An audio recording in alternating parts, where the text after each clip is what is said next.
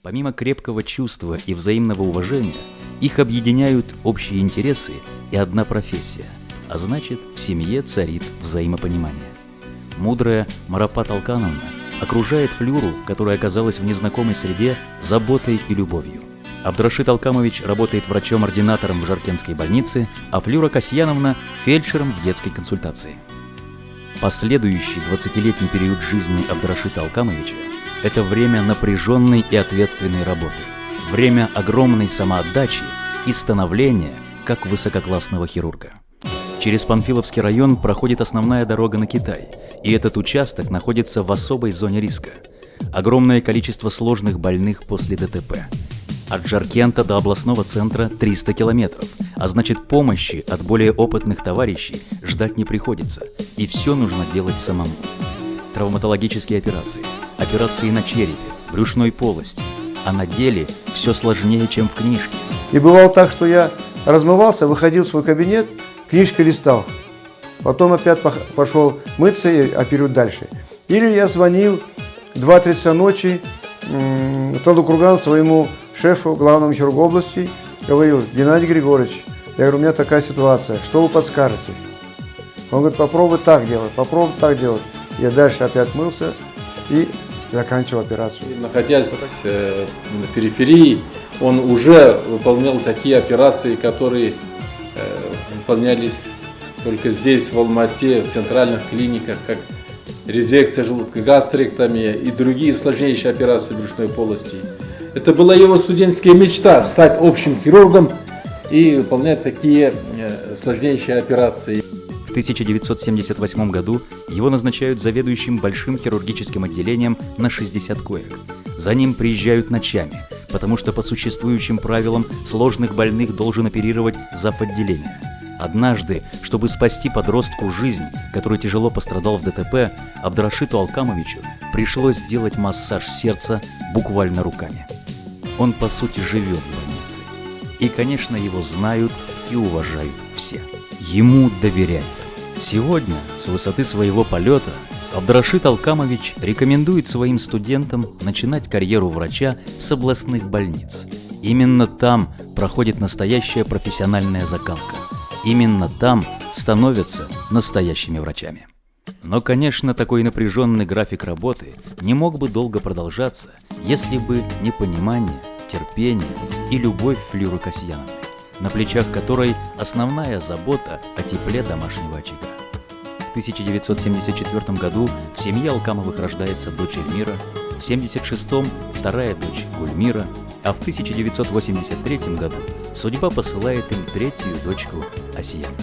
Когда я была чуть помладше, музыкалка, у меня был там сосед-поклонник, и он, оказывается, я этого даже не помню, он меня там встречал с музыкалкой, и мы шли домой. И папа, и мы шли по той дороге, по которой он возвращался с работы. И вот, чтобы меня не смущать, он, оказывается, поехал по другой дороге, и он потом это маме рассказал. Я на улице где-то там тусуюсь, а тогда телевизоры были без пультов. Гульмира! Гульмира! Да, Гульмира! Я говорю, что это? Потише сделай. Но нас держали, скажем так, в ежовых рукавицах. Да, меня все равно шаг тоже. вправо, шаг влево, расстрел. Я вот даже помню там. И ты сидишь, ждешь, ты понимаешь, что сейчас кому-то из нас там позвонят, и ты сидишь, и звонок, ты дашь, да. Кого? Кого? Все, это значит понятно, что там звонит мальчик, не какая-то. Если это девочка, да, сейчас Ася, там, Эльмира, Гульмира, а тут если этот... Кого? Козел. Не звони сюда больше. А Пашка немножко хахнул болсный козел, да и сын. Козел. Ну, папа для меня лично это пример для подражания. Я вот сейчас даже до своих лет, я, вот всю свою жизнь я вела себя так, чтобы, его имя не, не опорочить, скажем так. За всю жизнь, то, что, например, мы с женой, с его дочерью прожил, ни раз я от него косого взгляда даже не было. Ни замечаний, там, какие-то у нас были, там, может быть, с женой там стычки, там где-то, там, может быть, как бывает в семейной жизни. И ни слова не было. Ни замечания ни одного в мой адрес. В 1996 году в Казахстане создается Фонд обязательного медицинского страхования.